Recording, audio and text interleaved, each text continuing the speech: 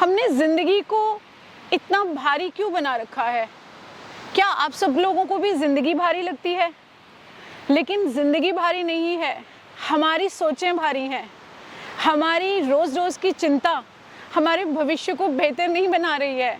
हमारी रोज़ रोज़ की चिंताएं, हमारी रोज़ रोज़ की ये सोचें हमारे आज को कमज़ोर बनाती जा रही हैं।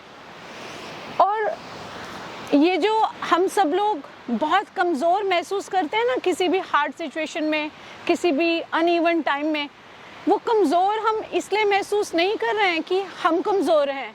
वो कमज़ोर हम इसलिए महसूस करते हैं क्योंकि हम सब लोगों ने अपना जीवन उस क्रूर कथावाचक को सौंप रखा है, जो क्रूर कथावाचक हमें रोज़ रोज़ अपनी नई नई कहानियाँ सुनाता रहता है। और उन कहानियों को हमने ओवर द ईयर्स अपनी ज़िंदगी में इतनी बार खुद से दोहराया है कि वो दोहराते दोहराते हमारे मन में हमें वो सब कहानियाँ बड़ी परिचित सी, बड़ी फैमिलियर लगने लगी हैं। पर आपको क्या लगता है कि हर फैमिलियर लगने वाली चीज़, हर परिचित चीज़ सही हो, ये ज़रूरी तो नहीं है। तो इसलिए मैं आपसे यही कहना चाहूँगी कि भले ज़िंदगी में आप कितने भी डिफ़िकल्ट टाइम में हैं, कितना भी कमज़ोर महसूस कर रहे हैं, ज़िंदगी को कभी भी अपनी सोच के उस बोझ में दब के मरने मत दो, क्योंकि ज़िंदगी तो बहुत ही प्यारी हवा के जैसी हल्की फुल्की सी वो प्रेशियस खजाना है भगवान का दिया हुआ, जो आज भी आपके एग्जिस्टेंस में ये प्रमाण है भगवान का कि आप भगवान के बनाए हुए उस बहुत बड़े उद्देश्य का, उस बहुत बड़े प्लान का, आप उस प्लान का हिस्सा हैं और उस उद्देश्य तक पहुंचने में आपके परमात्मा आपके साथ हैं। लेकिन अब ऐसा क्या किया जाए कि रोज़ रोज़ की इस नेगेटिव कथावाचक, जो कि ये क्रूर कहानीकार है, जिसे मैं क्रूर कहानीकार कहती हूँ, क्रूर कथावाचक कहती हूँ, इसकी ग्रिप से क्या कोई तरीका है कि हम इसके ग्रिप से अपने आप को छुड़वा सकें? आप अगर इससे छूटने के लिए अगर आप ये कोशिश करें कि आप इसके अगेंस्ट एक्ट करेंगे या इससे फाइट करेंगे या इसके अगेंस्ट रिएक्ट करेंगे, तो आप इससे कभी भी पीछा नहीं छुड़वा सकते। Because the more you fight against this क्रूर कथावाचक, जितना ज़्यादा आप इससे लड़ेंगे या जितना ज़्यादा आप प्लान करेंगे कि मैं ऐसा नहीं सोचूंगा, मैं इसकी बात में विश्वास नहीं करूंगा या करूंगी, ये उतना ज़्यादा लाउडर हो जाएगा। तो आप इससे कैसे पीछा छुड़वा सकते हैं? हम ऐसा क्या करें कि हम इस क्रूर कथावाचक के चंगुल से छूट सकें? इससे पीछा छुड़ाने का एक ही तरीका है कि जब भी आप किसी हार्ड समय में हैं, किसी स्ट्रगल में हैं या कोई भी ऐसी गोल्स में हैं, चाहे वो बच्चे हैं, स्टूडेंट्स हैं, आप ऑफिस गोइंग हैं, हुसोएवर, आप किसी भी तकलीफ दे टाइम में हैं या कोई भी ऐसा काम जो पूरा नहीं हो रहा, तो आपके मन में जब वो नेगेटिव आवाज़, जब वो क्रूर कथावाचक की कहानियाँ स्टार्ट हो जाती हैं, तो आपने अपने आप को एक अवेयरनेस कराने की प्रैक्टिस करनी है।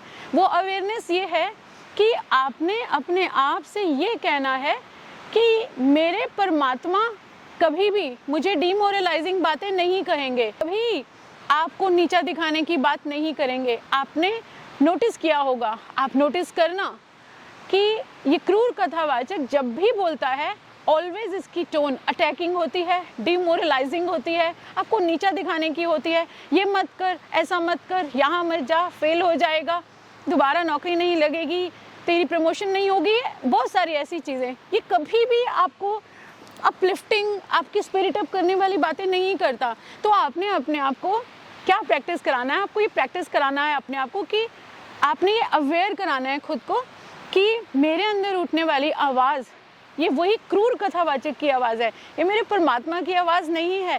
क्योंकि परमात्मा तो आपकी उस प्यारी माँ के जैसा होता है ना, जो हमेशा आपका भला चाहती है। वैसे ही जैसे एक माँ भला चाहती है, वैसे ही भगवान आपको उस उद्देश्य तक पहुँचाना चाहते हैं, जिस उद्देश्य का आप हिस्सा है, जो भगवान ने आपके फेट में, आपके फॉर्चून में वो उद्देश्य लिखा है, वहाँ तक भगवान आपको पहुँचाना चाहते हैं। वो आपको कभी डिमोरलाइजिंग टॉक नहीं करेंगे। इस कहानीकार के ग्रिप से छूटने का यही सबसे पहला स्टेप है। जैसे ही आप इस अवेयरनेस की प्रैक्टिस को एवरी डे एवरी टाइम करने लगेंगे, जब भी इस क्रूर कथावाचक की बातें आपके मन में, कहानियाँ, वो रिहर्सल स्टार्ट करेंगे, आपने अपने आप को ये एहसास कराना है कि ये उस क्रूर कथावाचक की आवाज़ है, ये बिल्कुल सच नहीं है, ये सोच बिल्कुल गलत है और मेरे परमात्मा की आवाज़ ऐसी नहीं है। ये अवेयरनेस का पहला स्टेप ही आपकी वो फ्रीडम है जो आपको इस कहानीकार के चंगुल से बचाएगी और बाहर निकालेगी और आपको उस उद्देश्य तक पहुंचाएगी। और वैसे भी आपने हमेशा अपने बड़े बुजुर्गों से एक बात सुनी होगी, मन के जीते जीत है और मन के हारे हार। तो हमारे मन में हमने इस अवेयरनेस की प्रैक्टिस करनी है, हमें इस सोच से लड़ना नहीं है, हमने इस कहानीकार से लड़ना नहीं है, इससे फाइट नहीं करना। We should not act against it, क्योंकि जितना ज़्यादा हम इससे लड़ेंगे, जितना ज़्यादा हम इसके अगेंस्ट जाएंगे या इसको कंट्रोल करने की कोशिश करेंगे, ये उतना लाउडर होता जाएगा। तो हमें एक बहुत ही सिंपल प्रैक्टिस करनी है, और वो सिंपल प्रैक्टिस क्या है? हमारी अवेयरनेस की प्रैक्टिस, जिस अवेयरनेस में हमें अपने आप को हर बार यही याद कराना है कि कोई भी नेगेटिव आवाज़, जो भी मेरे अंदर नेगेटिव आवाज़ उठ रही है, वो मेरे परमात्मा की आवाज़ नहीं है, वो उस क्रूर कथावाचक की आवाज़ है। और जैसे ही आप ये प्रैक्टिस दोहराते जाएंगे, वैसे ही इस क्रूर कथावाचक को आपकी पॉजिटिविटी, आपकी अवेयरनेस रिप्लेस कर देगी। आई होप आप सब लोगों को मैं ये कन्वे कर पाई हूँ, अपना मैसेज आप तक पहुँचा पाई हूँ। आई होप, मैं ये आशा करती हूँ कि आप इस प्रैक्टिस को अपनी एवरीडे एक्टिविटीज़ में शामिल करेंगे, और आई होप आप सब लोग अपने जीवन में इस नेगेटिविटी के चंगुल से, इसके ग्रिप से बाहर आ सकेंगे। All the best. जय माता दी। Love you all.